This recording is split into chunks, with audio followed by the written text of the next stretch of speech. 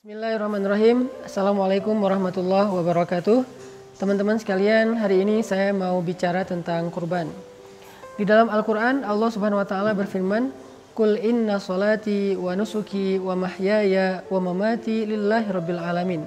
Katakanlah, sesungguhnya salatku, kurbanku atau pengorbananku, kemudian hidupku dan matiku hanyalah untuk Allah, Rabbnya alam semesta. Kemudian di dalam surat yang lain Allah berfirman, "Fasholli li rabbika wanhar." Maka solatlah untuk Tuhanmu dan berkurbanlah. Pertanyaannya, kenapa di dalam dua ayat ini Allah Subhanahu wa Ta'ala menggandengkan antara ibadah solat dengan ibadah kurban? Ini menjadi sebuah dalil dan juga sebuah bukti bahwa kurban itu memiliki kedudukan yang sangat istimewa dalam syariat Islam. Pertama, ulama bersepakat bahwa ibadah yang dilakukan dengan harta yang paling baik itu adalah menyembelih hewan kurban. Sebagaimana ibadah yang dilakukan dengan fisik paling baik itu adalah ibadah sholat. Jadi kurban dan sholat ini sama-sama ibadah terbaik tapi dengan versi yang berbeda. Kalau kurban versinya ibadah harta, kalau sholat adalah versi ibadah fisik.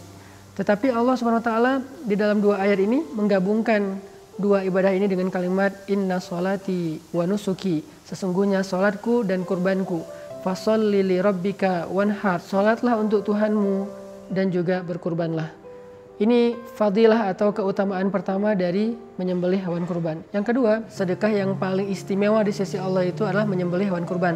Sampai sebagian ulama berpendapat menyembelih hewan kurban bagi yang punya kemampuan itu hukumnya wajib. Walaupun ini bukan pendapat mayoritas ulama, tapi sampai ada yang berpendapat demikian karena memang ayat-ayat tentang kurban ini cukup tegas dan juga cerita tentang kurban ini luar biasa. Rasulullah SAW sendiri juga sangat menganjurkan kita untuk berkurban karena memang pengorbanan ini bukan hanya ibadah yang dilakukan oleh umat Islam atau umat Rasulullah SAW, tapi juga sudah dilakukan dari zaman Nabi Adam.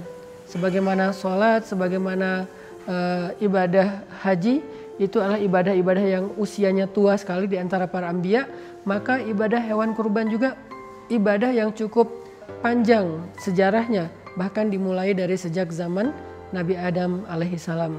Sehingga saya mengajak teman-teman semuanya, tahun ini yuk kita jalankan salah satu di antara syariat agama Islam, salah satu di antara perintah Allah Subhanahu wa Ta'ala. Kalau kita merasa bahwa selama ini kita punya uang untuk hanya membeli tas, punya uang sekedar membeli celana, membeli baju, yang itu bukan kebutuhan primer kita, kecuali hanya lebih ke entertain atau lebih ke fashion dan style, lifestyle kita, harusnya kita sedikit lebih sungguh-sungguh untuk ngebela-belain biar bisa kurban. Karena kata ulama, kurban itu adalah sedekah yang paling afdol, sedekah yang paling istimewa. Dan buat teman-teman yang pengen berkurban tahun ini, kita punya program di Pemuda Hijrah, Kurban Tebar Senyum.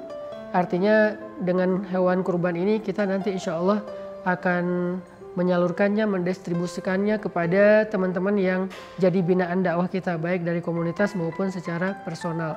Dan lewat program Kurban Pemuda Hijrah ini juga kita pengen nanti sebagian dari hasil keuntungan dagang hewan kurban ini akan kita pakai untuk membangun asrama tahfiz Al-Quran di pesantren Pemuda Hijrah. Terus buat teman-teman juga yang tahu mungkin tentang program ini, mungkin sebagiannya udah realize juga bahwa program ini bekerja sama dengan rumah yatim, yang artinya banyak dari kebaikan kurban ini insya Allah juga akan dipakai buat membahagiakan adik-adik kita, anak-anak kita yang ada di dalam binaan rumah yatim. Mudah-mudahan tahun ini Allah Subhanahu wa Ta'ala memberikan kita kenikmatan syiar Islam lewat berkurban, sebagaimana kurban ini dicontohkan oleh Rasulullah SAW dan diteladani oleh banyak sahabat dan juga banyak kaum muslimin sampai hari ini. Barakallahu fikum.